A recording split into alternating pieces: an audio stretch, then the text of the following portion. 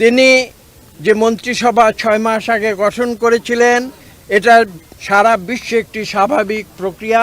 তারই ফলশ্রুতিতে আজকে তিনি মন্ত্রিসভায় সংযোজন করেছেন এবং বাংলাদেশের যে সমস্যাগুলো, যে কথাগুলো সম্বন্ধে তিনি নিজে সম্পূর্ণভাবে ওয়াকিবহাল রয়েছেন, সেই সমস্যাগুলো দূর করে বাংলাদেশকে একটি গতিশীল রাষ্ট্রে পরিণত করা এবং বিশ্বের বুকে বাংলাদেশের সুনাম পুনঃপ্রতিষ্ঠিত করা। ঠিক যেভাবে আমি বলেছি একটি দ্বিতীয় ক্রান্তিকাল, যেটা মনে রাখতে হবে আজকে আমাদের, যে বাংলাদেশের অপর একটি ক্রান্তিকালে যখন এই দেশের সমগ্র মানুষ কিংকর্তব্য বিমূঢ় হয়েছিল, যখন এই দেশে স্বাধীনতার যুদ্ধের উপযুক্ত সময় উপনীত হয়েছিল, যখন এদেশে যে রাজনৈতিক একটি দল যারা নিজেদের স্বাধীনতার পক্ষের শক্তি বলে দাবি করে, তারা যখন তাদের দায়িত্ব পালনে ব্যর্থ হয়েছিল, সেই সময় তিনি শহীদ প্রেসিডেন্ট জিয়াউর রহমান কালুরঘাট বেতার কেন্দ্র থেকে স্বাধীনতার ঘোষণা দিয়েছিলেন।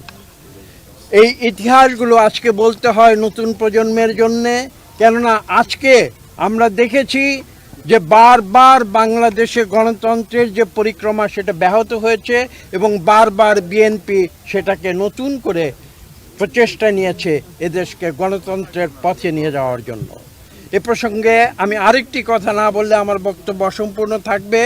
আপনাদের মনে আছে 81-র দশকে 1981-র পরে শহীদ প্রেসিডেন্ট জিয়াউর রহমানের দুঃখজনক বিদায়ের পরে 62 সালে বিএনপির হাল ধরেছিলেন দেশনেত্রী বেগম খালেদা জিয়া এবং 1982 সালে দেশনেত্রী বেগম খালেদা জিয়া নতুন করে দেশের হাল ধরেছিলেন এবং আপনাদের মনে আছে তিনি রাজপথে সংগ্রাম করে আপোষহীন নেত্রী হিসেবে নিজেকে প্রতিষ্ঠা করেছিলেন এবং 1991 সালে এসে জনগণের ভোটে বাংলাদেশের প্রথম নারী প্রধানমন্ত্রী নির্বাচিত হয়েছিলেন।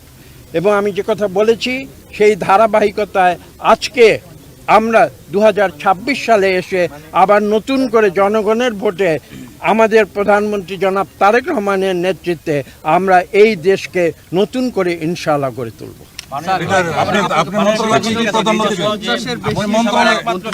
সদস্য এতে করে কি কাজ আরো বেশি সহজ হচ্ছে নাকি একটু জটিল হতে পারে? না, জটিল হবার তো কোনো প্রশ্ন নেই। আমি একটু আগে উল্লেখ করেছি এটা দুনিয়ার প্রত্যেকটি দেশে এটা একটা স্বাভাবিক প্রক্রিয়া। আমরা কাজ করব, আমরা কাজগুলো সঠিকভাবে এগিয়ে নিয়ে যাওয়ার জন্য অ্যাডজাস্টমেন্ট যেটা প্রয়োজন হয় সেটা করবে। এটা তো দুনিয়ার সব ক্ষেত্রেই হয়ে থাকে। কাজে এইটা নিয়ে আপনারা অতিরিক্ত কোনো বিশেষ গুরুত্ব আরোপের কোনো প্রয়োজন আমি দেখি না।